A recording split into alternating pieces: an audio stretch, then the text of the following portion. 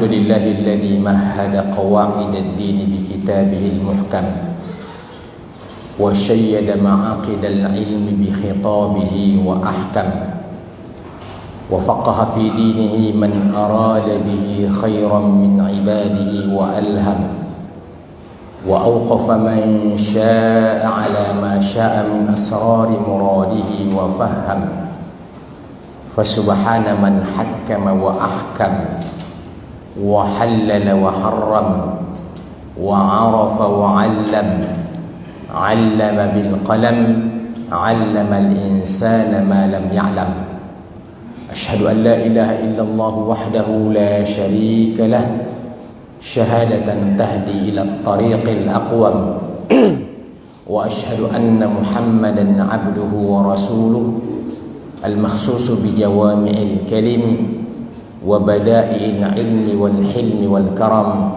صلى الله عليه وعلى آله وصحبه وسلم.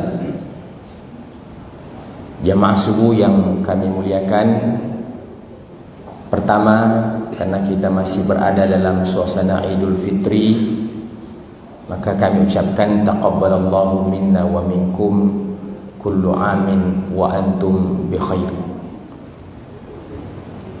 Kemudian selanjutnya pada subuh kali ini ada japri yang saya dapat kemarin, diminta untuk membawakan kajian subuh, dan Masya Allah menurut saya mungkin ini masjid yang pertama mungkin, wallahu a'lam, yang mengadakan pengajian setelah Idul Fitr. Iya, menurut saya ini cepat sekali, ya. Maksudnya kenapa? Kemarin sudah. Oh sudah, Masya Allah. Tapi ternyata memang kajian rutin, ya saya dengar. Mungkin pengurusnya, panitia tidak ingin program ini terlalu lama terputus, ya. Ya begitu. Adalah selesai kegiatan amaliyah, ya, bulan suci Ramadan, maka Allah berfirman fansab, maka bersegeralah pindah pada pekerjaan berikutnya, pada aktivitas berikutnya. Saya masih teringat, ya, dengan ayat ini, dengan kajian apa makna daripada fa dalam kata-kata fansab. Di situ menunjukkan bersegera, ya, itu menunjukkan makna bersegera. Jadi memang kita ini ada waktu untuk beristirahat, akan tetapi sesungguhnya istirahat itu, istilah kita mungkin adalah rehat itu untuk sekedar mengatur nafas sejenak untuk bisa kita melanjutkan aktivitas kita dalam kehidupan ini. Karena memang hukum asalnya di atas permukaan bumi ini, terutama kita sebagai orang-orang yang beriman, adalah amanu wa amilus shalihat, beriman dan beramal saleh, beraktivitas. Tidak berarti bahwa kita tidak beristirahat, karena kita tentu juga capek, kita letih, ya. Apatah lagi, Masya Allah, memang luar biasa ketika syariat ini memberikan petunjuk-petunjuk dalam kehidupan kita ini. Setelah kita 1 bulan penuh, ya, beraktivitas, fokus sungguh-sungguh dalam beribadah kepada Allah Subhanahu wa taala, maka ditutup dengan Idul Fitri, dan kita memang dianjurkan untuk, ya, bersilaturahim. Dan bahkan silaturahim ini sampai mungkin kebanyakan kita, ya, meninggalkan tempat tinggal kita, ya, termasuk sebenarnya saya baru tiba kemarin, Pak, ya, baru tiba kemarin, ya, masih sedikit letih-letih, ya, tapi itulah, ingat bahwa fa idza faragta fansab wa ila rabbika farghab. Baik, saya tidak terlalu lama memberikan muqaddimah. Tema yang disodorkan kepada kami tema mentadabburi 3 qul. Ya. Saya tidak klarifikasi lagi. Saya memahami bahwa yang dimaksudkan dengan 3 qul itu adalah 3 qul dari 3 surah yang terakhir, ya, dari Al-Quran. Karena tentu banyak juga qul di dalam Al-Quran yang tidak selamanya 3 qul yang terakhir ini, tapi insya Allah kira-kira begitu Pak Didi ya. Itu 3 qul yang terakhir maksudnya ya. Saya tidak klarifikasi lagi karena saya anggap insya Allah ya itulah yang dimaksudkan. Tentang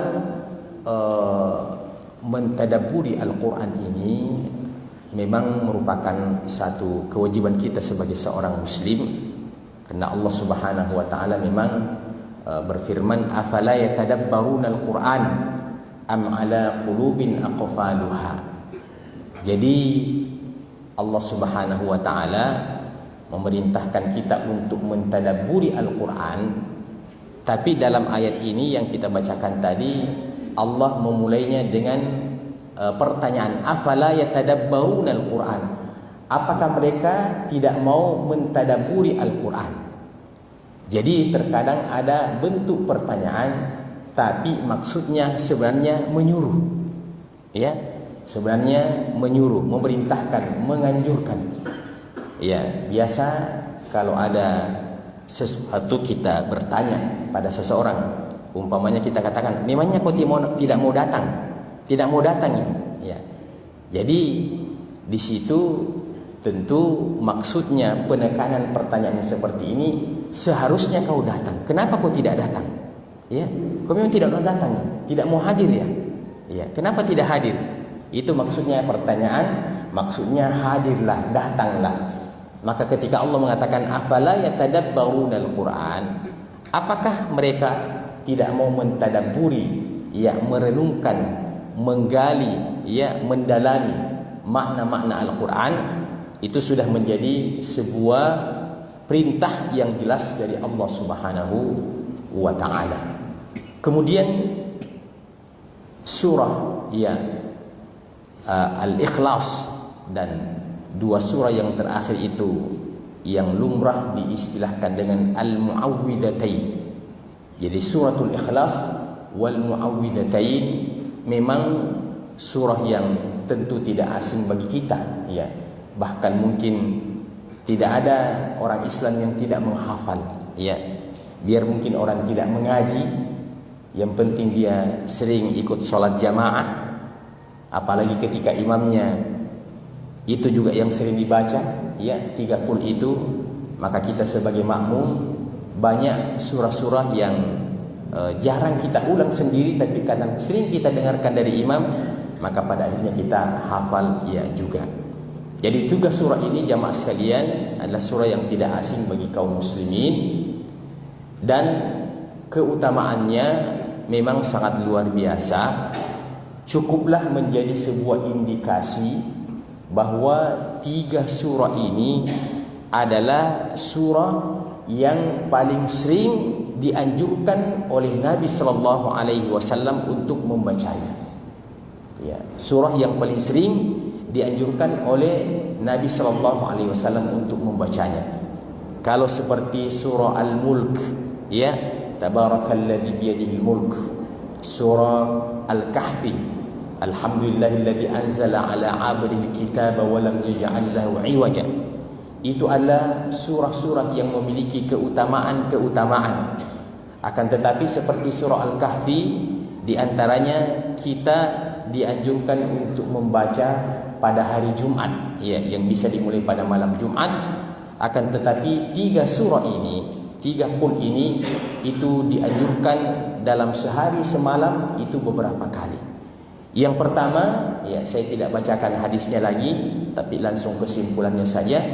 3 surah ini adalah surah yang memang disunnahkan untuk kita baca setiap selesai sholat fardu. Ya, setiap selesai sholat fardu. Dalam setiap sholat fardu kita dianjurkan untuk membaca 3 surah ini.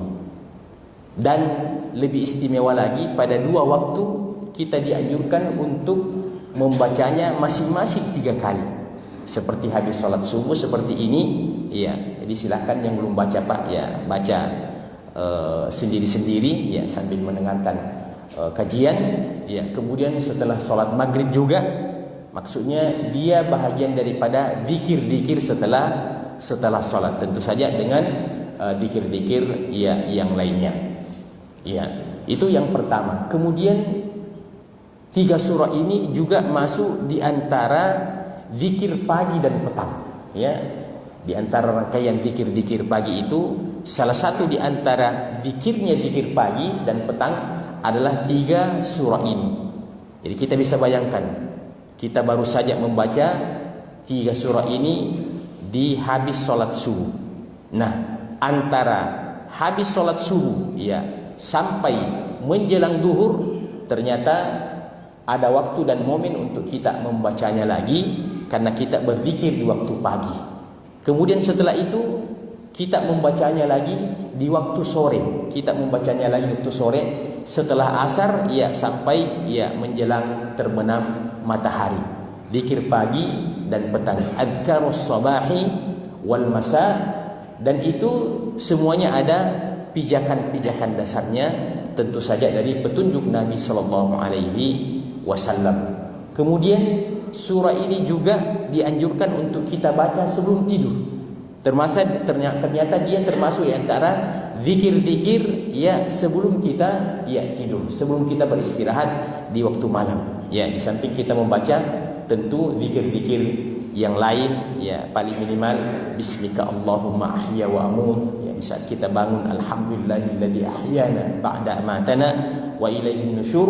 Bahkan Nabi sallallahu alaihi wasallam dalam hadis yang sahih disebutkan bahwa beliau memperlakukan 3 surah ini secara spesifik, ya, menjelang tidur, di mana Nabi sallallahu alaihi wasallam, ya, membuka kedua telapak tangannya, kemudian membaca 3 surah ini. Membaca 3 surah ini boleh dengan menyelesaikan yang pertama surah Al-Ikhlas 3 kali, kemudian Al-Falaq, kemudian An-Nas masing-masing 3 kali, atau masing-masing Al-Ikhlas 1 kali, Al-Falaq 1 kali, An-Nas 1 kali, kemudian diulang, ya, dengan hasil yang sama. Setiap habis membaca 3 surah itu, ya, setiap habis membaca 3 surah itu, maka beliau meniup, ya, kedua telapak tangannya, ya, yang sedikit mengisyaratkan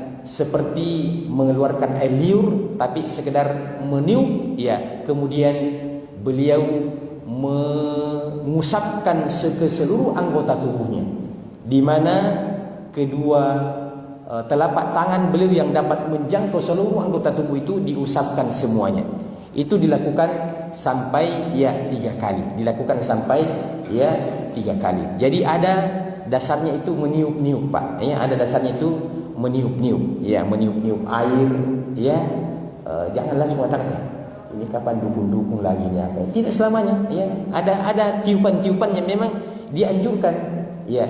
Yang jelas jangan sembarang tiup juga, ya. Jangan sembarang tiup, asal alir ditiup, ya.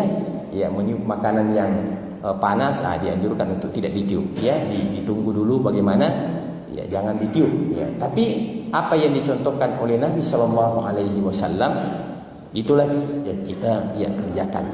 Jadi kita ini umat Islam, Pak, Masya Allah, inilah orang yang paling banyak baca-bacanya umat Islam itu, ya. Jangan dianggap bahwasanya wah, ada orang tidak suka baca-baca. Kita orang Islam ini orang paling banyak baca-bacanya, Pak. Ya, tidak ada aktivitas yang kita lakukan, tidak gerakan yang kita lakukan terkecuali ada baca-bacanya. Ya, kita yang bosan, ya, kalau tidak mau mengamalkan daripada, ya, zikir-zikir yang diajarkan oleh, ya, Al-Quran dan Sunnah Rasulullah Sallallahu Alaihi Wasallam. Kemudian kita lanjutkan lagi surah, ya, 3 surah ini, 3 qul ini juga adalah di antara surah yang biasa dipakai untuk meruqyah, ya, dipakai untuk meruqyah. Umpamanya ada orang yang sakit, ya, kita ambilkan air, ya, di antaranya bisa kita meruqyah orang dengan membacakan 3 qul, ya, Ya, mungkin ada orang yang kesurupan, ada orang yang kemasukan jin dan lain sebagainya, kena gangguan. Itu juga termasuk di antara surah yang diamalkan oleh Rasulullah SAW. Kemudian dari sisi keutamaan, yang pertama kita sebutkan surah Al-Ikhlas. Surah Al-Ikhlas ini semuanya menjelaskan tentang eksistensi Allah Subhanahu wa taala. Dari awal sampai terakhir semuanya berbicara tentang hak-hak Allah Subhanahu wa taala. Nabi SAW pernah ditanya tentang keutamaan surah Al-Ikhlas. Maka Nabi mengatakan, innaha ta'dilu thulutsal Qur'an. Innaha ta'dilu thulutsal Qur'an. Surah Al-Ikhlas ini itu menyamai, ya, atau menandingi sepertiga dari Al-Quran. Nah, ini perlu kita jelaskan fikihnya. Apa yang dimaksud dengan menyamai, menandingi sepertiga dari Al-Quran? Sebab ada juga sebagian orang yang karena hanya mendengarkan teksnya hadis ini, tapi tidak mendengarkan penjelasannya, setelah itu dia pergi dan dia amalkan. Ya, dia amalkan. Jadi kalau dia dengarkan bahwa di bulan Ramadan itu Imam Syafi'i bisa menamatkan sampai 60 kali khatam Al-Quran, maka apa yang dia lakukan? Dia cukup membaca Qul Huwa 3 kali sehingga dia anggap tamat nih sudah. Ya, kalau begitu bisa melewati Imam Syafi'i, Pak. Ya, kalau Imam Syafi'i itu dalam sehari semalam itu dalam bulan Ramadan 2 kali tamat. Ya, kalau seandainya cuma 3 kul itu, Pak, saya bisa mungkin 1000 kali, Pak. Ya, sehingga saya pemecah rekor kulewat Imam Syafi'i lagi. Tapi yang dimaksud dengan ta'dilu thulutsal Quran, kata para ulama, bahwa kalau Al-Quran itu kita ingin bagi, maka ada 3 pembahagian di Al-Quran itu. Yang pertama, Al-Quran itu sepertiga adalah mengandung kisah-kisah. Al-Quran itu mengandung kisah-kisah. Jadi kalau kita ingin representasikan Al-Quran itu berapa kisah-kisahnya dari 30 juz itu sepertiganya adalah mengandung kisah-kisah. Bahkan pada setiap surah yang kita temukan itu sudah ada kisah di situ. Bahkan pada surah Al-Fatihah di situ sudah ada kisah. Ya, hanya kisahnya kisah tersirat. Ketika Allah mengatakan siratal ladzina an'amta 'alaihim, itu sudah ada kisah di situ. Karena jalannya orang-orang yang telah engkau berikan nikmat atas mereka, berarti ada orang yang ditunjuk, ada umat yang ditunjuk, ada komunitas yang ditunjuk. Orang-orang yang mendapatkan nikmat dari Allah Subhanahu wa taala, berarti itu kisah. Ghairil maghdubi 'alaihim waladdallin, bukan jalannya orang-orang yang dimurkai, berarti ada kisah. Ya, waladhdallin, bukan pula jalannya orang-orang yang sesat. Dan selalu Allah tunjuk pada masa lalu. Mana lagi ketika kita masuk dalam surah berikutnya akan penuh dengan kisah-kisah, terutama kisah para nabi. Ya, kisah para nabi dengan para umatnya. Kisah orang-orang yang diselamatkan oleh Allah, kisah orang-orang yang dimurkai oleh Allah Subhanahu wa taala. Dan yang paling sering Allah angkat itu dalam Al-Quran adalah Nabi dengan para pengikut-pengikutnya. Ya, mulai dari yang pertama Nabi Adam, Allah sudah sebutkan ya Adam, ya Adam, itu sudah kisah. Ambihum bi asma'ihim. Ya, kemudian ya Zakaria, inna nubashiruka bi ghulamin ismuhu Yahya. Ya Yahya, khudil kitaba biquwwah. Ya Ibrahim, qad saddaqta ar-ru'ya. Ya Musa, dan seterusnya. Itu Allah Subhanahu wa taala sebutkan kisah-kisah itu. Dan yang paling banyak kisahnya dalam Al-Quran dari seluruh nabi-nabi itu adalah Nabi Musa alaihi salatu wassalam. Maka perlu kita ambil pelajaran. Dan kisah dalam Al-Quran itu bukan sekedar kayak seperti kita mengisahkan sebuah kisah, cerita berlalu begitu saja, tapi setiap kisah mengandung durusun wa ibar, kata para ulama. Ada pelajaran-pelajaran yang selalu kita dapatkan dari setiap kisah yang disebutkan oleh Al-Quran. Bahkan ada satu surah dalam Al-Quran yang namanya Suratul Qasas. Surah Al-Qasas, surah yang mengandung kisah-kisah orang-orang yang terdahulu. Yang kedua, jamaah sekalian, sepertiga yang berikutnya Al-Quran itu mengandung hukum-hukum Allah Subhanahu wa ta'ala, mengandung hukum-hukum, aturan-aturan Allah Subhanahu wa ta'ala, mana yang boleh, mana yang tidak boleh, mana yang halal, mana yang haram. Itu sepertiga kandungan Al-Quran adalah hukum-hukum, ketetapan-ketetapan Allah Subhanahu wa ta'ala. Ya, kita disuruh, kita dilarang, itu hukum. Ya, dan karena Quran ini mengandung hukum, mengandung perintah, mengandung larangan, karenanya kita sebagai orang yang beriman, Allah memanggil kita dalam Al-Quran itu sebanyak kurang lebih 100 kali. Allah katakan, ya ayyuhalladzina amanu. Kata seorang sahabat Ibnu Mas'ud, idza sami'ta Allah yaqulu bi ya ayyuhalladzina amanu fa'ari biha sam'ak fa innahu imma amrun yu'maru bihi aw nahyun yunhar. Kalau kamu dengarkan ayat yang dimulai dengan kata-kata ya ayyuhalladzina amanu, ini sahabat Ibnu Mas'ud mengajarkan kepada kita, maka jangan langsung lewat-lewat begitu saja, tapi perhatikan baik-baik sebelum engkau melewati ya ayyuhalladzina amanu, karena akan datang salah satu di antara dua kemungkinan. Kemungkinan yang pertama akan ada perintah, kemungkinan yang kedua akan ada larangan. Jadi hanya ada dua di situ, ya, lampu hijau, ya artinya jalan, kemudian lampu kuning, warning, siap-siap berhenti, ya, kemudian lampu merah. Jadi hanya ada ya 3. Lampu hijau jalan, ya, lampu kuning hati-hati, ya. Kemudian lampu merah stop, ya. Nah, di situ. Nah, kita lihat, ambil contoh yang paling mudah, ayat puasa. Ternyata di situ perintah, ya ayyuhalladzina amanu kutiba alaikumusiyam. Itu perintah, diperintahkan, difardukan atas kalian untuk melaksanakan ibadah puasa. Ya ayyuhalladzina amanu la taqrabus salata wa antum sukara. Hai orang-orang yang beriman, jangan mendekati salat di saat kalian ya lagi mabuk, lagi ya hilang pemikiran. Ya, itu ada kajiannya tentang tahapan-tahapan pengharaman ya minuman keras. Kemudian yang ketiga jamaah sekalian, sepertiga yang berikutnya, Al-Quran itu berbicara tentang tauhid. Berbicara tentang tauhid, tentang akidah, tentang hak-hak Allah, tentang eksistensi Allah Subhanahu wa taala. Dan ternyata surah Al-Ikhlas inilah yang bisa dikatakan mewakili sepertiga Al-Quran itu yang paling fokus berbicara tentang tauhid. Qul huwallahu ahad, Allahus samad, lam yalid wa lam yulad wa lam yakul lahu kufuwan ahad. Baik. Kemudian selanjutnya, ya, kita tidak jelaskan satu persatu. Mentadaburi Al-Quran itu, yang pertama kita mentadaburi ketika kita membacanya. Kita mentadaburi ketika kita ya membacanya. Ternyata membaca Al-Quran ini dengan perlahan-lahan, ya, itu bisa memberikan sebuah pengaruh yang positif ya dalam diri kita. Allah berfirman dalam surah Al-Anfal, innamal mu'minuna alladzina idza dzukirallahu wajilat qulubuhum wa idza tuliyat alaihim ayatuhu zadathum imana wa ala rabbihim yatawakkalun. Sesungguhnya orang-orang yang beriman itu apabila disebut nama Allah, ya, zikrullah termasuk diantaranya membaca Al-Quran, maka bergetarlah hati mereka, takutlah hati mereka, ya. Dan apabila dibacakan ayat-ayat Allah, nah, perhatikan baik-baik jemaah sekalian.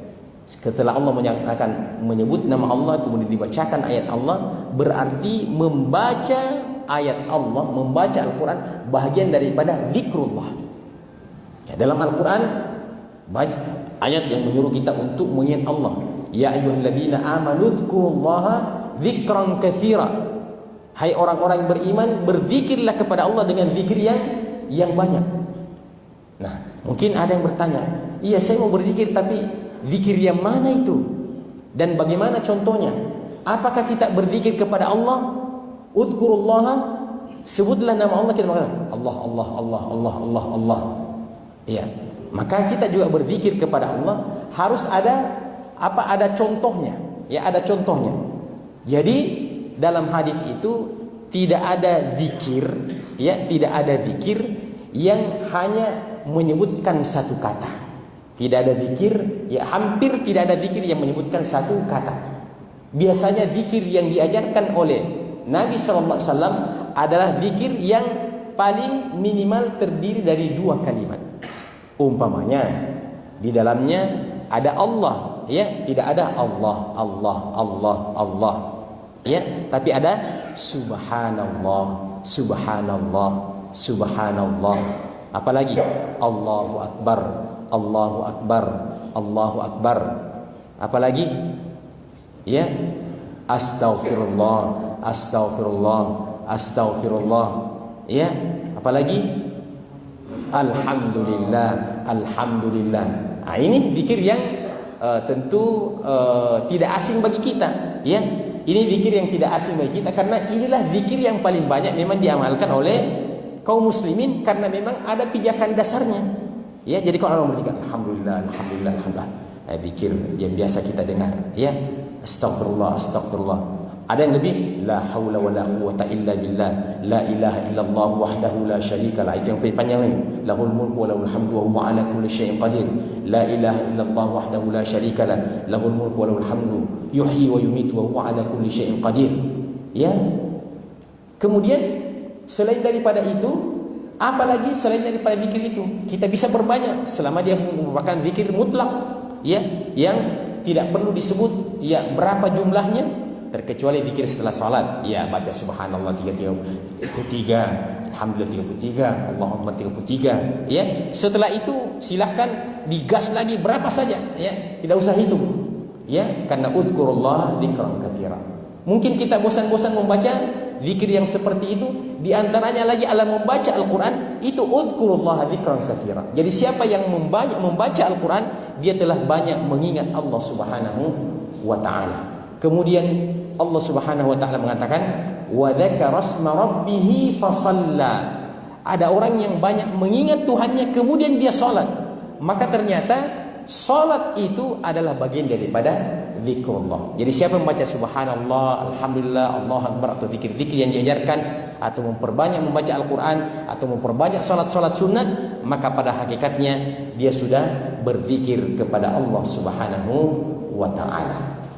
Jadi dikatakan surah Al-Ikhlas ini adalah surah sepertiga yang mewakili Al-Quran karena memang sepertiga Al-Quran itu mengandung tauhid, ya, dan akidah tentang eksistensi Allah Subhanahu wa taala. Dan surah Al-Ikhlas inilah yang kita katakan sebagai surah yang paling mewakili tauhid kita kepada Allah Subhanahu wa taala. Pada ayat Allahus Samad, Allah adalah merupakan objek tempat bergantungnya seluruh makhluk. Itu sudah luar biasa itu tentang tauhid itu, Pak. Kalau kita mau jelaskan itu. Kata-kata Allahus Samadiyah, Samadiyatullah Subhanahu wa taala, itu sudah sangat luar biasa. Ini nih kira-kira yang menjadi bentuk baca-baca kita, tawakal kita kapan dan dimanapun.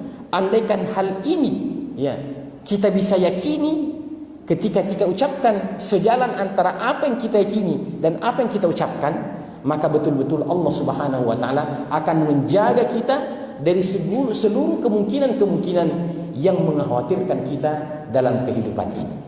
Yang terpenting bahwasanya ketika kita berzikir, ketika kita bertauhid kepada Allah Subhanahu wa taala, bukan sekedar formalitas, akan tetapi betul-betul apa yang menjadi ucapan kita, Allah sebagai tempat bergantung kita kepada Allah Subhanahu wa taala.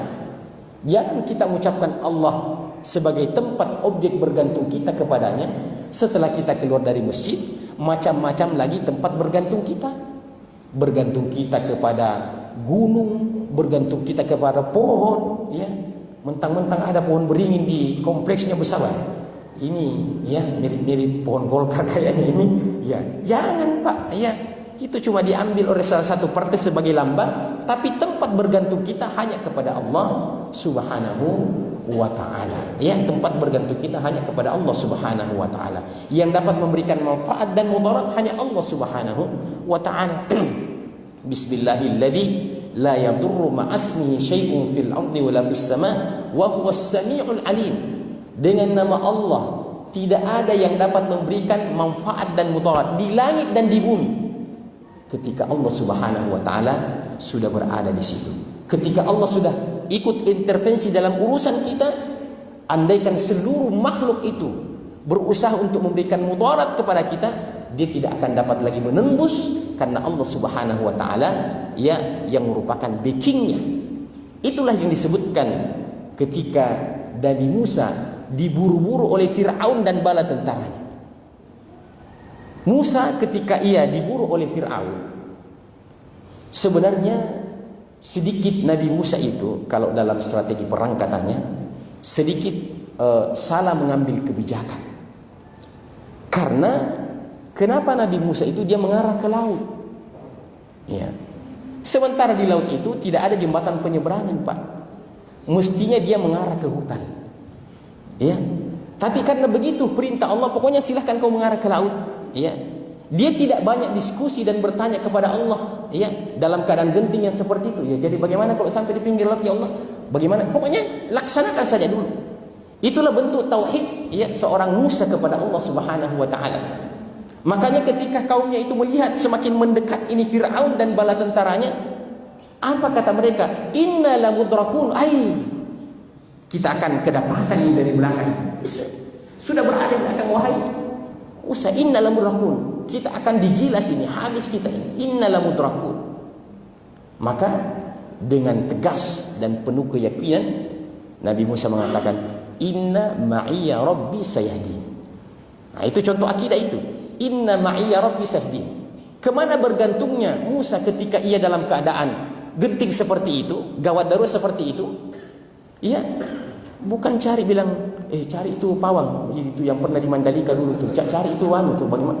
Mana ya? Nomor teleponnya? Inna ma'iya rabbi sayahdin. Sesungguhnya Tuhanku bersama dengan aku dan dia akan memberikan petunjuk kepada saya. Coba bayangkan, Pak. Kalau kita ya tinggal berapa meter lautan, Pak, ya kita akan sampai ke laut. Kalau kita kan laki mana kayak mana gitu. Tapi dengan penuh pede, percaya diri, inna ma'iya rabbi sayahdin. Pokoknya Allah akan memberikan petunjuk kepada saya. Kita akan lihat, ya, subhanallah. Ternyata betul, Pak. Ya. Sepotong tongkat ya yang kelihatannya tongkat biasa, tapi disitulah Allah Subhanahu wa taala memperlihatkan ya pertolongannya kepada manusia yang bergantung kepada Tuhan. Maka Allah mengatakan, ya, wahai Musa, keluarkan tongkatmu itu, pukulkan tongkatmu itu. Akhirnya laut merah itu, Pak. Kalau kita ke Jeddah itu masih lihat itu laut merah, Pak. Ya, tapi di sana-sana sedikit dia ada Mesir. Dipukulkannya tongkatnya itu, ternyata dengan sebab itu terbelah lautan itu, Pak. Bisa bayangkan itu. Dan kalau kita baca tafsir itu ketika laut itu terbelah, Pak, air yang sifatnya cair, ya, itu membuat kayak seperti tembok-tembok yang sangat kuat. Kiri kanan itu mungkin lebih kuat lagi pada campuran semen. Kalau saya bilang ada campuran semen satu-satu, Pak, lebih kuat lagi itu. Dan itulah yang dilewati oleh Nabi Musa dan bala tentaranya menyeberang sampai ke lautan. Iya. Fir'aun yang tidak tahu bahwa ini rekayasa Allah Subhanahu wa taala, dilihatnya Musa mulus-mulus saja lewat, dia juga lewat di situ. Padahal itulah awal daripada kehancuran Fir'aun. Iya. Maka Allah perintahkan kepada air itu untuk terbelah. Ketika manusia yang paling cintainya itu sudah sampai di seberang sana, masuklah orang yang paling dilaknat oleh Allah Subhanahu wa taala. Maka Allah perintahkan kepada air itu untuk kembali mencair, dan pada saat itulah barulah Fir'aun mau beriman kepada Allah. Sayangnya keimanan yang seperti itu sudah tidak diterima oleh Allah Subhanahu wa taala. Sudah tertutup pendaftaran. Apa kata Fir'aun? Ya, amantu bi rabbi Musa wa Harun. Saya sudah beriman kepada Tuhannya Musa dan Harun. Terlambat kode. Ya, sudah sampai di kerongkongan. Innallaha yaqbalu taubatal 'abdi ma lam yugharrir. Sesungguhnya Allah masih menerima taubat seseorang, termasuk engkau Fir'aun, selama nyawa dan roh itu belum sampai ke kerongkongan. Nanti dalam keadaan seperti itu baru dia ingat kepada Allah Subhanahu wa taala, tidak diterima lagi tobat yang seperti itu. Inilah contoh di antara bagaimana ketika seseorang itu bergantung kepada Allah Subhanahu wa taala, sesuatu yang kelihatannya tidak ada jalan, tapi ternyata luar biasa pertolongan Allah Subhanahu wa taala. Begitu juga ketika Nabi sallallahu alaihi wasallam bersembunyi di Gua Thur. di tempat persembunyian beliau itu, karena beliau akan dibunuh kalau diketemukan oleh tokoh-tokoh Quraisy pada saat itu yang menganggap bahwa Muhammad ini akan sedikit demi sedikit akan menggeser keyakinan kita, ia akan menggeser agama kita, yaitu orang-orang musyrik Quraisy pada saat itu. Sampailah puncaknya, akhirnya Nabi SAW mau dihabisi, dan turunlah Jibril kepada beliau SAW untuk segera meninggalkan Mekah pada saat itu, dan dia masuk bersembunyi di Gua Thur yang ditemani oleh sahabat tercinta Abu Bakar As-Siddiq radhiyallahu taala anhu. Di situ lagi ada pelajaran akidah, Pak. Ya. Dan pelajaran akidah ini bukan dalam bentuk perkuliahan, tapi langsung dalam bentuk praktek yang Allah berikan kepada Muhammad sallallahu alaihi wasallam. Kalau kita sekarang ini, wah masya Allah, tauhidnya, akidahnya dapat 100. Oh, itu karena ujian. Ya. Bukan seperti ujiannya Muhammad SAW, tapi langsung bentuk praktek. Ya. Ya. Karena tidak semua yang dapat 100 Pak dalam ujian tulisan bisa lulus dalam ujian praktik yang seperti itu. Ya, seperti Nabi Musa tadi. Ya, Nabi Musa kan lulus, ya. Dapat A itu, bahkan A+, ya. Tapi belum tentu kalau kita ikut ujian itu, Pak, kita mengatakan, ya, oh memang begitu. Tapi belum tentu. Mungkin kita mengatakan inna ma'iya asal. Iya. Kalau Musa inna ma'iya rabbi sayahdin. Tapi kalau inna ma'iya rabbi sayahdin. Ya. Jadi mengucapkan juga tapi tidak nampak bahwa dia menyerahkan diri kepada Allah Subhanahu wa taala. Maka dia tidak punya dia tidak punya pengaruh, ya. Dan begitulah kata para ulama, sesungguhnya bukan zikir ini yang tidak berkualitas, akan tetapi hati dan jiwa kita ini yang belum meyakini akan apa yang dikandung oleh zikir itu, sehingga Allah belum menemukan pertolongan kepada orang yang membaca daripada zikir itu. Singkat cerita jamaah sekalian, ketika Nabi sallallahu alaihi wasallam masuk ke dalam ke dalam gua itu, maka pada saat itulah lewat pencari Muhammad sallallahu alaihi wasallam. Istilah kita mungkin pada hari ini pembunuh bayaran. Lewat di situ, lalu lalang dan sempat singgah di depan gua itu. Tapi apa bentuk pertolongan Allah Subhanahu wa taala kepada orang yang paling cintanya? Tidak ada riwayat yang menyebutkan bahwa Allah tiba-tiba mengutus malaikat Jibril untuk mendampingi Muhammad sallallahu alaihi wasallam. Biasanya Nabi bertemu dengan Jibril itu biasanya dalam peristiwa kalau Nabi menerima wahyu. Ketemu langsung dengan Jibril alaihi salatu wassalam, baik dalam bentuk aslinya ataupun dalam bentuk manusia biasa yang rapi, yang gagah, yang penampilannya bersih. Seperti dalam hadis Jibril itu. Juga tidak kita dapatkan riwayat bahwa Allah mengutus bodyguard untuk melindungi Nabi sallallahu alaihi wasallam, atau adakah hewan-hewan, binatang-binatang buas seperti macan atau harimau yang tidak memangsa orang yang paling dicintai, akan tetapi bisa memangsa orang yang mengganggu Nabi sallallahu alaihi wasallam. Tidak ada juga riwayat yang menyebutkan seperti itu. Hanya ada satu riwayat yang menyebutkan bahwa untuk menyelamatkan orang yang paling cintanya itu, karena bergantungnya kepada Tuhannya Allahus Samad itu, Allah Subhanahu wa taala mengirim makhluk yang tidak masuk akal menjadi penyebab, itulah yang menjadi asbab diselamatkannya Muhammad sallallahu alaihi wasallam.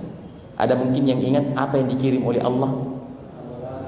Ia mengirim seekor makhluk yang paling lemah.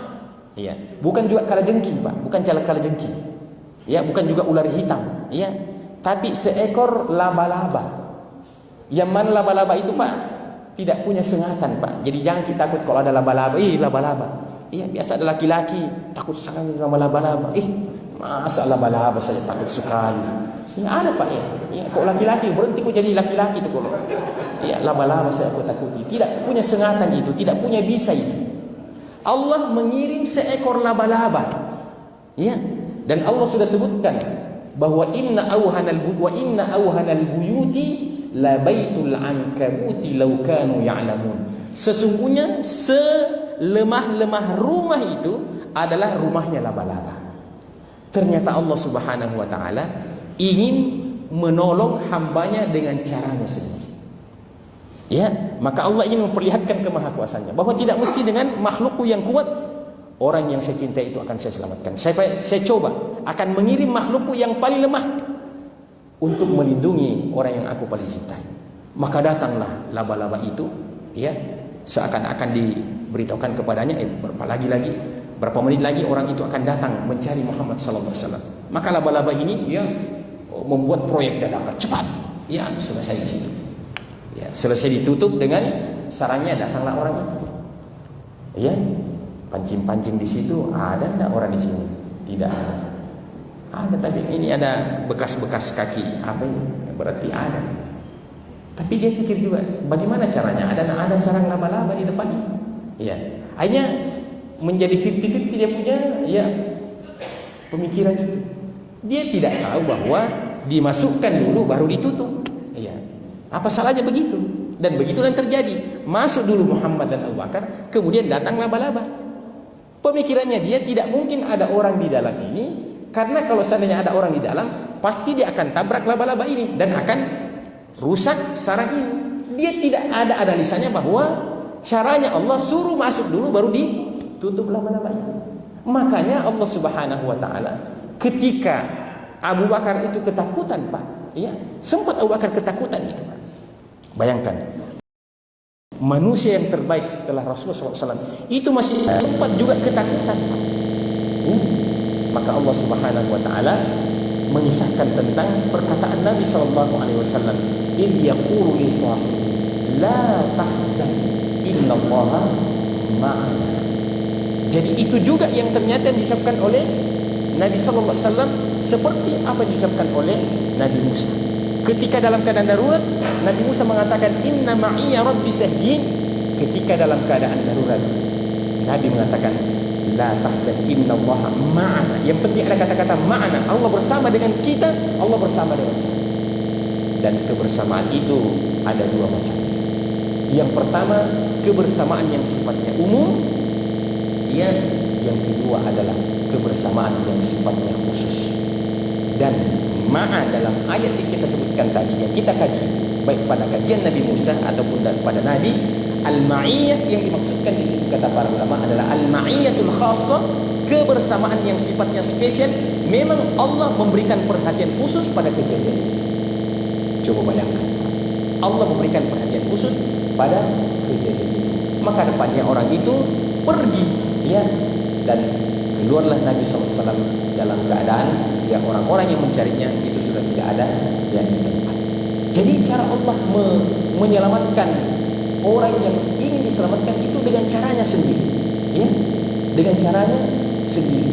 Kalau saya berikan contoh sederhana, Pak, ya, kalau ada seekor semut, ya, dia gigit kita, ya, semut itu cukup kita pencet dengan salah satu jari kita, selesai.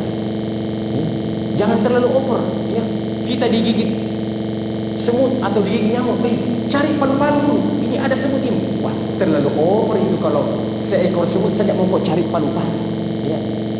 Maka itu terlalu over kalau hanya manusia biasa saja, ya, untuk melindungi Muhammad harus Jibril yang harus turun tangan. Itu terlalu over, itu terlalu besar, itu terlalu banyak biaya itu dibutuhkan itu kalau seperti itu. Cukup seekor laba-laba saja, biar ya manusia tahu bahwa ternyata Allah itu adalah zat yang maha kuasa. Begitu juga ini kita cerita tentang Allah Samad. Ketika Allah Subhanahu wa taala ya menceritakan tentang Ashabul Kahfi dalam surah Al-Kahfi, di mana pemuda-pemuda itu melarikan diri meninggalkan kampung halaman mereka untuk pergi melarikan diri karena kebetulan yang berkuasa pada situ adalah seorang penguasa yang zalim, ya, rezim yang zalim, yang betul-betul tidak memperlakukan keadilan, menangkap para ulama, menangkap orang-orang yang baik, ya, termasuk pemuda-pemuda Ashabul Kahfi ini yang Allah katakan innahum fityatun amanu bi rabbihim wa zidnahum huda. Mereka adalah pemuda-pemuda yang beriman kepada Tuhan mereka dan kami tambahkan kepada mereka itu petunjuk. Maka mereka inilah yang meninggalkan kampung halamannya, pergi ke hutan belantara tanpa mengetahui kemana arahnya, bagaimana cara hidupnya. Tapi Allah Subhanahu wa taala menyelesaikan masalahnya pemuda yang ketakutan itu dengan caranya sendiri. Akhirnya masuk mereka ke tengah hutan, mereka mendapatkan sebuah gua, lagi-lagi gua, ya, gua. Makanya Al-Kahfi itu namanya gua. Suratul Kahfi surah gua. Ya, akhirnya mereka masuk ke dalam gua itu dan pada akhirnya mereka tertidur di dalam gua itu. Berapa lamanya mereka tidur? Ya, 309 tahun. Itu sudah bukan tidur itu kalau 309 tahun. Ya, ya. Berapa lama kau tidur? Dan ya kira-kira dari pagi sampai sore itu tidur. Bisa saja. Ya. Saya kemarin tidur dari pagi ya sampai menjelang siang karena ya, dari daerah itu jam 3 baru sampai. Pantas. Ya, kalau tidur sampai 309 tahun itu sudah bukan tidur. Tapi Allah ini memperlihatkan. Ya. Dalam ayat itu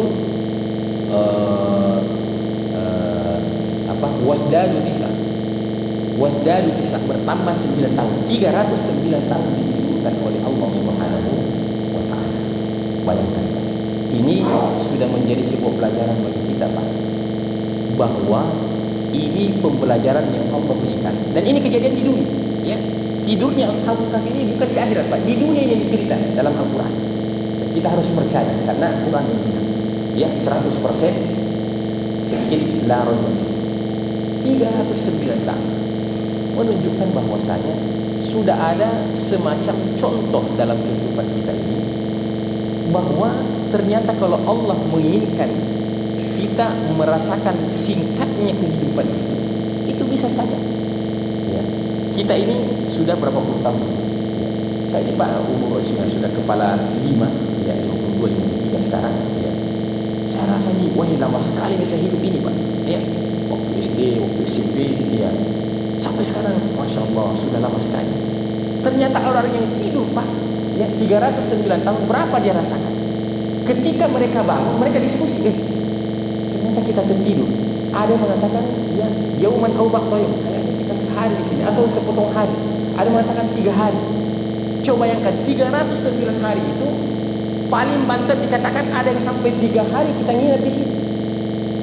Itu juga isyarat bahwasanya orang yang menunggu di alam barzakh, ya, orang yang menunggu di alam barzakh, ya, sini kuburan dekat, ya, itu yang masuk ke dalam sini. Kalau Allah memberikan rahmat dan pertolongan kepada orang yang masuk ke dalam alam barzakh seperti Nabi kita Muhammad SAW dan para sahabat, itu tidak ada artinya sekian lama tidur di dalam kuburan itu kalau Allah memberikan kenikmatan kubur dan dia nyenyak tidurnya sampai dibangunkan pada hari kiamat. Karena menunggu itu juga satu pekerjaan berat, Pak. Ya, andai kan katakan bahwa ya memang kita ini sudah insya Allah penghuni surga, tapi kita dalam masa menunggu itu juga kita tersiksa, Pak. Ya, memang kita penghuni surga, tapi lama sekali kita menunggu ini. Kapan datangnya hari kiamat? Maka Allah berikan nikmat kubur kepada penghuni alam kubur itu untuk dia melewati daripada masa yang sangat panjang itu dengan waktu yang terasa sekejap. Contohnya adalah yang terjadi di dunia tentang Ashabul Kahfi yang melewati 309 tahun. Ketika mereka bangun, mereka justru mengatakan ya setengah hari, 1 hari, 3 hari. Dan apa indikasinya jemaah sekalian? Ketika mereka bangun, ternyata apa yang mereka langsung rasakan itu lapar. Dia nampaknya memang seperti itu, Pak. Kalau kita habis tidur itu, Pak, bangun memang lapar. Makanya orang langsung cari kopi. Biasanya itu Pak kalau tidur. Cocok sekali nih pengurus masjid. Habis subuh ada sarapan dan memang cocok. Jadi ini mirip-mirip sifatnya Ashabul Kahfi, Pak. Ya, mirip-mirip sifatnya Ashabul Kahfi. Ya, kita mulai langsung minum kopi. Ya, saya rencana sebenarnya sudah mau puasa tapi karena ya demi kebersamaan tidak jadi hari ini insyaallah, tidak jadi, ya, besok insyaallah, ya, mudah-mudahan tidak ada lagi besok yang ada sarapan pagi insyaallah. Baik, kita lanjutkan sedikit, Pak.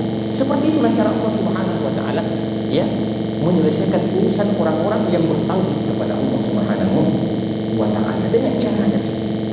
Ketika mereka pergi ke kota, diutuslah salah satu di antara mereka, ternyata mereka masih membawa uang, ya, yang sudah 309 tahun yang lalu itu dikantongi itu uang, ada uangnya, pergi beli di Indomaret, ya, di mana?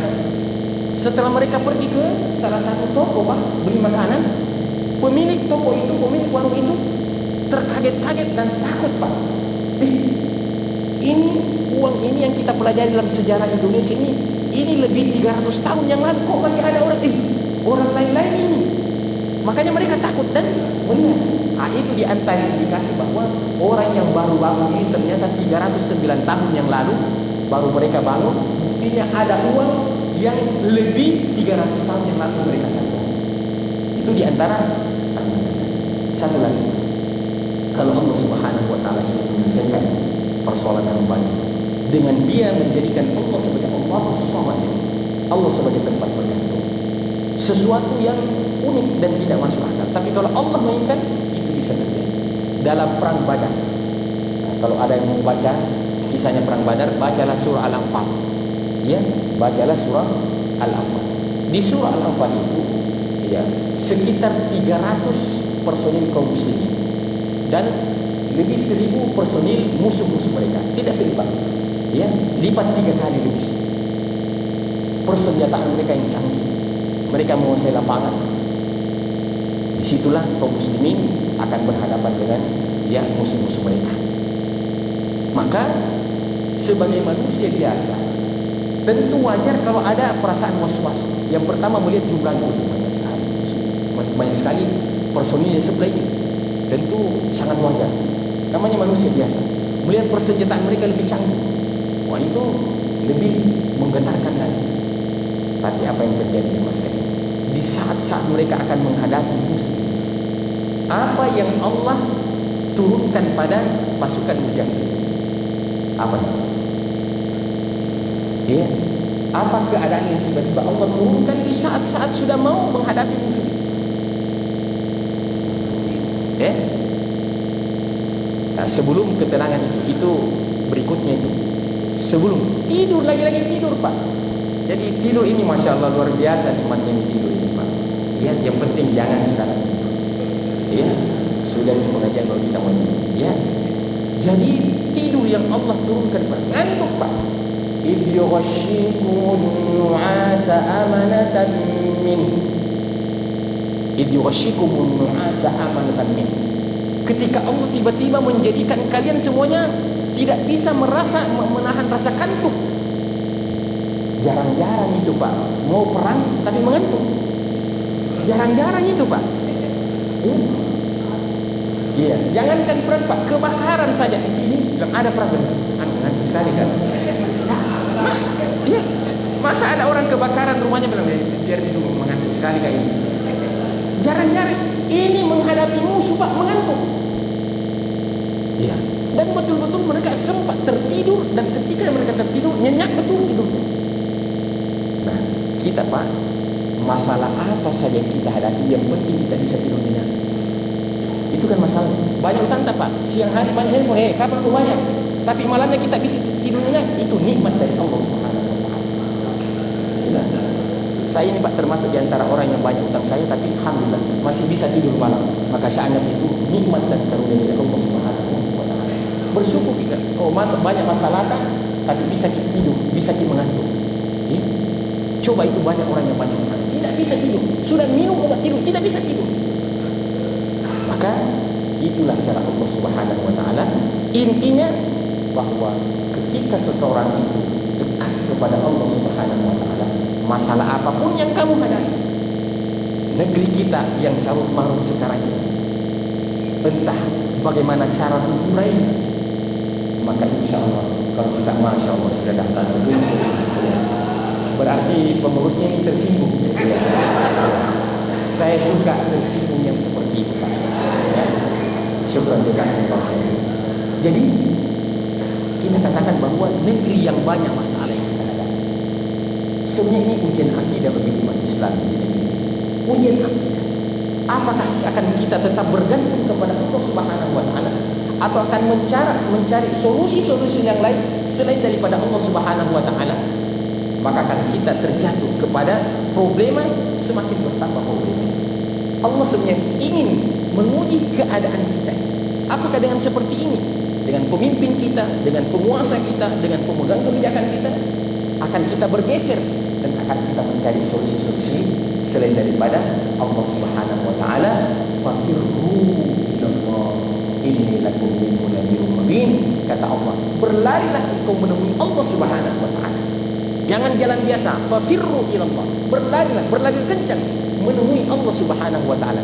Di sana akan engkau menemui setiap solusi dan setiap jalan keluar yang kamu inginkan. Apapun yang kamu hadapi dalam kehidupan ini, mulai dari kehidupan kita individu, kehidupan berkeluarga, kehidupan bermasyarakat, kehidupan berbangsa dan bernegara. Kita ini tidak pernah sepi dari yang namanya problem. Tidak ada di antara kita yang tidak punya masalah. Ya, yang dikatakan mungkin kalau orang ceramah itu tidak ada masalahnya, banyak juga masalahku saya, Pak. Yang boleh ustaz, kalau orang jadi ustaz boleh bagus sekali. Banyak masalahku, Pak. Cuma tentu saya tidak mau bilang, Pak, di depan Bapak. Iya, ada tahu masalah dengan keluargaku, dengan anakku, dengan tetanggaku. Semua kita punya masalah, Pak. Akan tetapi Allah menurunkan masalah itu ternyata menjadi ujian bagi kita. Dengan masalah itu kita jauh dari Allah, dan dengan masalah itu kita bisa dekat dengan Allah Subhanahu wa taala. Mungkin ya itu saja yang saya bisa sampaikan. Tidak sempat ya menyinggung dua surah yang lain, ya mungkin maksudnya itu isyarat. Mudah-mudahan ada waktu untuk diundang lagi menyelesaikan yang dua surah itu insyaallah. Demikian jemaah sekalian, dan tidak kurang yang mohon dimaafkan. Subhanakallahumma wa bihamdika asyhadu an la ilaha illa anta astaghfiruka wa atubu ilaik. Wa akhiru da'wana alhamdulillahirabbil alamin. Wassalamualaikum warahmatullahi wabarakatuh. Ya, saya duluan minum kopi ya. Masyaallah, baru satu hal yang dibaca, pemaparannya luar biasa panjang. Memang begitulah keadaan. Mungkin ada pertanyaan dari dua orang saja, satu bapak-bapak, satu ibu-ibu. Ada ibu-ibu yang mau bertanya?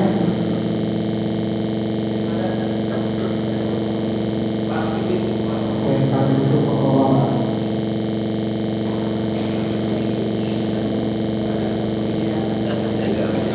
Ya, angkat tangan dulu ya.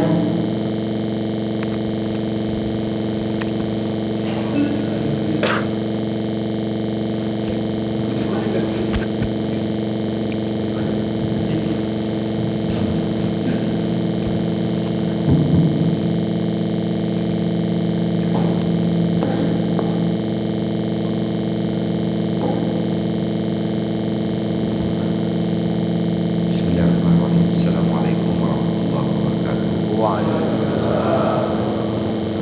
Terima kasih atas kesempatan kepada panitia dan saya hormati Pak Ustaz narasumber kajian kita pada pagi hari ini.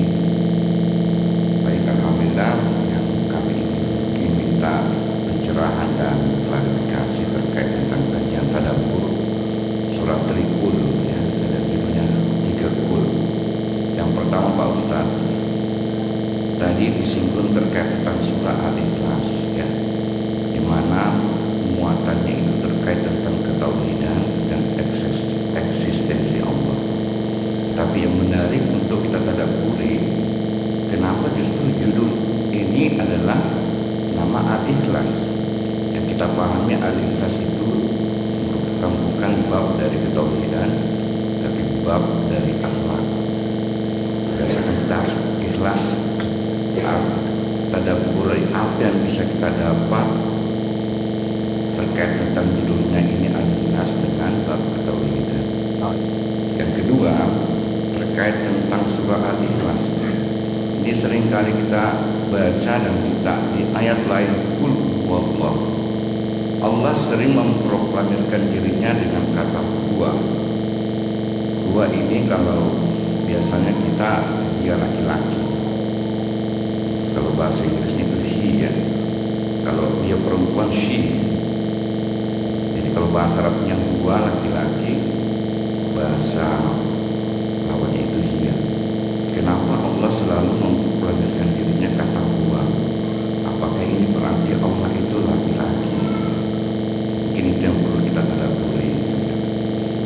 Yang ketiga, Pak Ustaz, tadi sempat disinggung terkait tentang zikrullah, di mana masalahnya zikrullah ini terkait tentang lafaz. Tidak ada lafaz kata Allah, yang ada cuma yang didatangkan Rasulullah itu 2 lafaz.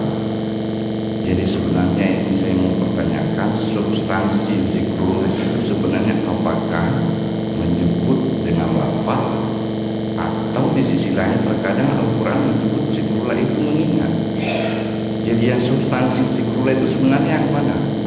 Menyebut lafaz atau mengingat Allah itu sendiri? Mohon mungkin klarifikasi dan pencerahan Pak Ustaz. Terima kasih. Assalamualaikum warahmatullahi wabarakatuh. Waalaikumsalam. Ya. Masya Allah, sudah luar biasa nih 3 pertanyaan yang Pak. Ya. Jadi menarik ya dari pertanyaan beliau. Ya, yang pertama, kenapa surah ini namanya surah Al-Ikhlas? Padahal bercerita tentang eksistensi Allah Subhanahu wa taala. Nah, jangan lupa bahwasanya memang persoalan tauhid itu justru sangat erat kaitannya dengan persoalan ikhlas. Allah mengatakan dalam surah Al-Baqarah, "Wa ma umiru illa liya'budullaha mukhlishina lahu." Jadi yang dimaksud dengan ikhlas itu adalah memurnikan, ya, memurnikan. Akhlasa yukhlisu ikhlas artinya memurnikan. Nah, karena surah ini dari awal qul huwallahu ahad sampai terakhir semuanya bercerita tentang eksistensi Allah Subhanahu wa taala, maka maksudnya memurnikan tauhid kita hanya kepada Allah Subhanahu wa taala. Ketika berkaitan dengan tauhidur rububiyah, kita hanya mengakui bahwa hanya Allah yang menciptakan, hanya Allah yang memelihara seluruh alam semesta ini, hanya Allah yang menghidupkan, hanya Allah yang mematikan, hanya Allah memberikan rezeki, hanya Allah. Dan itulah makna daripada iyyaka na'budu. Ya. Jadi itu ikhlas. Iyyaka na'budu, hanya kepadamu kami beribadah. Jadi andaikan ayat itu mengatakan na'buduka, itu belum mengikhlas, ya. Tapi ketika ada penekanan iyyaka na'budu, hanya kepadamu, ya. Paling enak sekali itu dalam bahasa daerah, dalam bahasa Bugis. Iyyaka na'budu ikomipong sumpah. Wah, itu bagus sekali, ya. Ya, saya dengar ceramah-ceramah dalam Bugis. Iyyaka na'budu wa iyyaka nasta'in, dan hanya kepadamu lah, ya, aku memohon pertolongan. Itulah puncaknya ikhlas. Ketika kita mengarahkan seluruh harapan kita ini hanya kepada Allah Subhanahu wa taala. Dalam arti bahasa Indonesia, betul-betul murni harapan kita ini hanya kepada Allah Subhanahu wa taala. Wa qadha rabbuka alla ta'budu illa iyyah. Itu sama penekanannya. Iyyaka na'budu wa iyyaka nasta'in, sama ya, man 'amila shalihan min dzakarin aw untha wa huwa mu'min, ya. Bukan itu yang saya maksudkan adalah wala yusyrik bi ibadati rabbih ahada, ya, wala yusyrik bi ibadati rabbih ahada. Kita beriman dan beramal saleh, kemudian bertemu dengan Allah dan tidak mempersyirikatkan Allah Subhanahu wa taala. Ternyata yang dimaksud dengan ikhlas di sini, ya, bukan dalam kaitannya seperti bahasa pergaulan kita dalam sehari-hari. Gimana nih? Ikhlas ngasih enggak nih menunya? Nah, bukan itu. Ya, walaupun itu ada sedikit ya bahagiannya, tapi ikhlas itu adalah ketika kita memurnikan tauhid hanya kepada Allah Subhanahu wa taala. Hanya Allah sebagai pencipta, kemudian dalam tauhid uluhiyah kita hanya mengakui bahwa hanya Allah yang pantas untuk diibadahi, tidak ada yang lain. Ya, makanya orang-orang kafir Quraisy itu, orang-orang musyrik Quraisy itu, kenapa tauhid itu belum dikatakan sebagai tauhid yang ikhlas? Karena dari sisi tauhidur rububiyah sebenarnya mereka mengakui bahwa Allah sebagai pencipta. Ya, wala in sa'altahu man khalaqas samawati wal arda la yaqulunna Allah. Itu adalah perkataan yang dinukilkan oleh Al-Qur'an tentang sikap orang-orang musyrik Quraisy ketika Nabi datang memperkenalkan Allah Subhanahu wa taala. Ketika kamu bertanya kepada mereka, siapakah yang menciptakan langit dan bumi?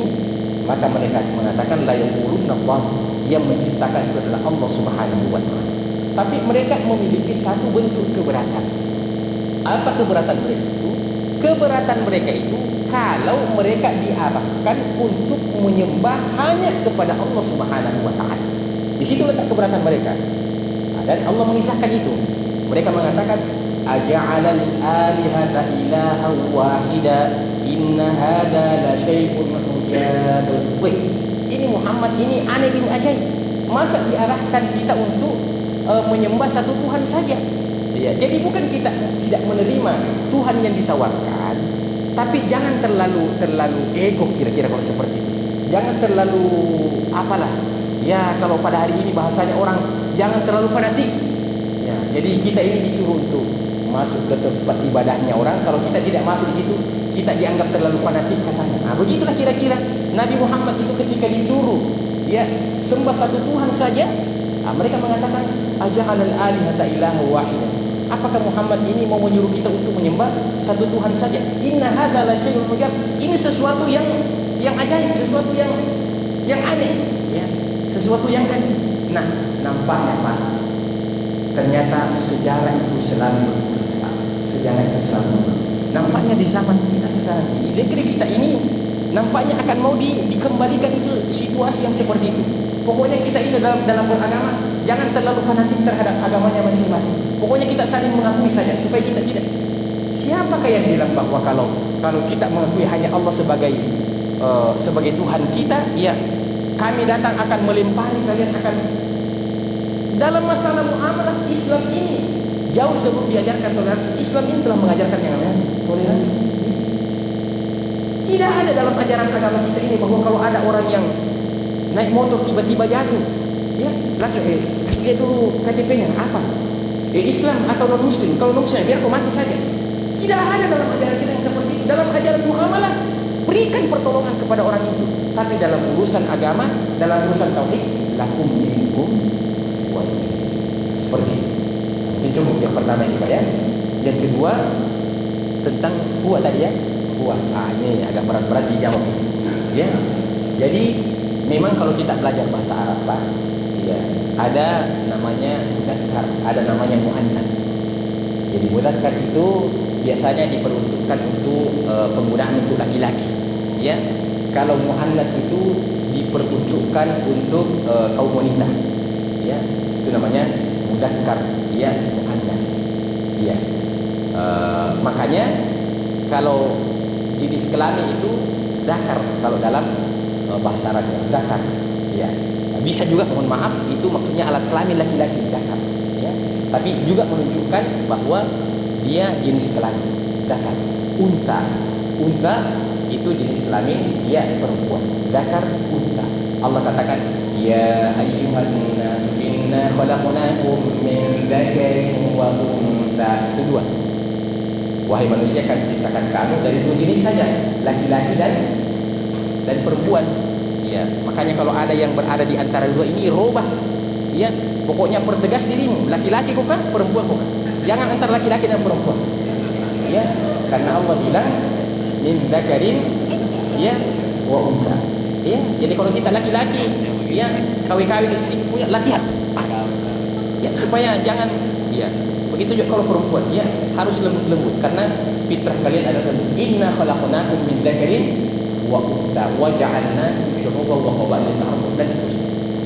Dan memang ya di dalam bahasa Arab ya langsung kita fokus kata ganti itu juga memang ada untuk laki-laki, ada untuk wanita. Termasuk kata ganti itulah kata-kata huwa dan hiya. Ya sama dengan bahasa Inggris ya, saya masih ada tersisa-sisa. Kalau dia laki-laki he kan he, kalau perempuan she, gitu ya. Ya masih ingat sedikit ya, he she. Begitu pula dalam bahasa Al-Quran huwa hiya, huwa Muhammad, ya huwa Muhammad, dia Muhammad, ya hiya Aisyah. Ya.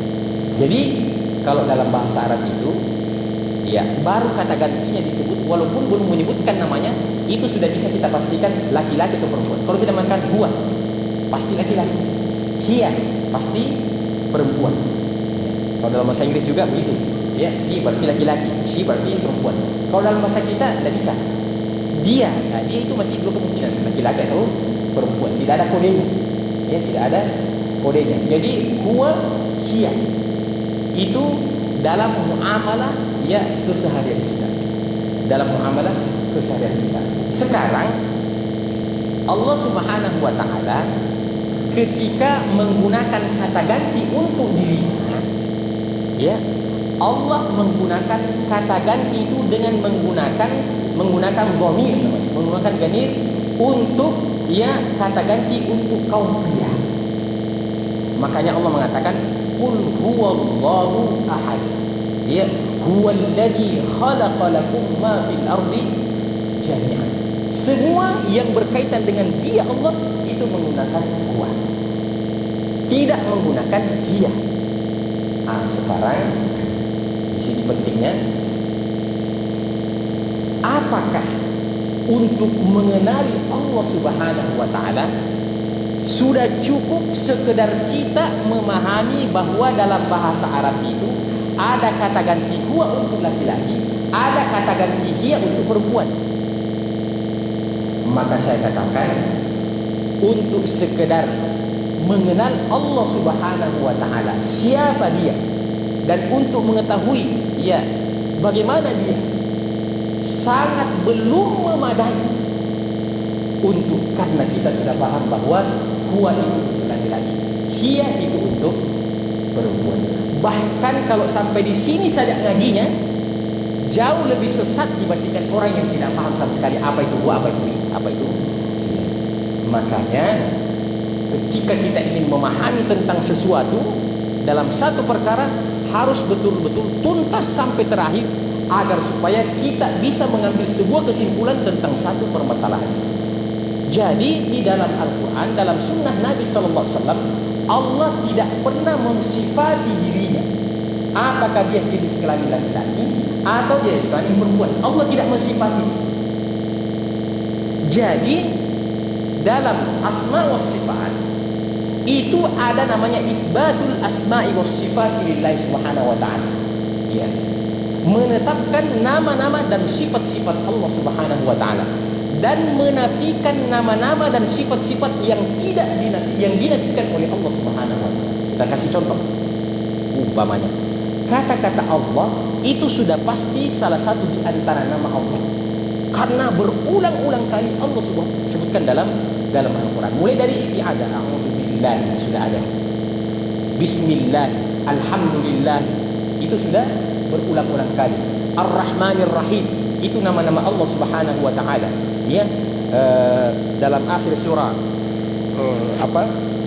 Al-Hasyr, wallahu la ilaha illa huwal malikul quddusus salamul mu'minul muhaiminul azizul jabbarul mutakabbir subhanallahi amma yusyrikun wallahul khaliqul bari'ul musawwir lahul asmaul. Semua nama-nama Allah Subhanahu wa taala itu yang wajib untuk ditetapkan, diresmikan bahwa dia merupakan nama Allah yang paten, tidak ada keraguan sedikit pun. Kenapa? Karena Allah menyebutkan, atau ada yang ditambahkan dan dipertegas oleh hadis Nabi sallallahu alaihi wasallam. Ya. Kemudian ada nama-nama yang dinafikan, maksudnya yang tidak ditetapkan untuk Allah Subhanahu wa taala, dan sifat-sifat Allah Subhanahu wa taala. Kaedahnya menafikan itu ternyata juga harus ada contoh.